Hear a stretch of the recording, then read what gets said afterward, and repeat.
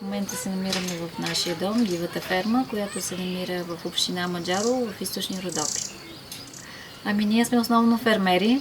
Отглеждаме от редките породи животни българско сиво говедо и родопско касурово говедо.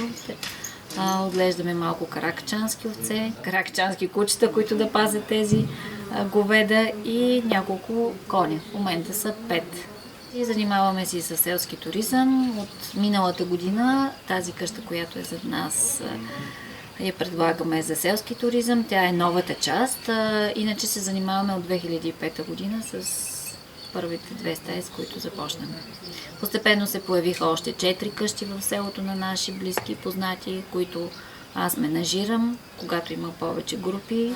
Нашия двор е буквално разположен между двата края на 2 защитени територии.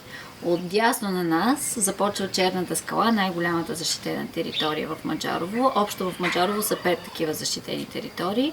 От лявата страна на селото, от другия край, започва другата защитена територия. Тя е с по-строг статут на природна забележителност Куанкая.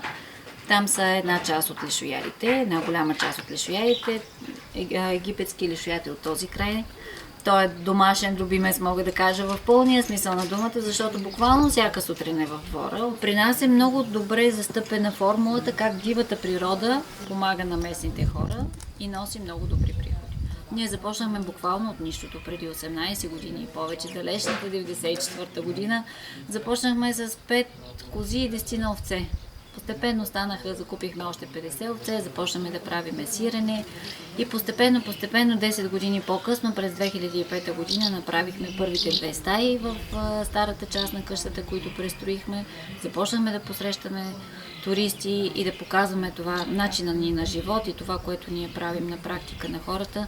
Наистина всички се възхищават, защото работата тук е много. Това, което на пръв поглед виждаш, красотата, атмосферата, тя е обаче въплатена с много труд, защото ориза, фасула, лещата, всичко това трябва да се произведе. Каквото можем, 90, 80, 90% от храната си произвеждаме сами.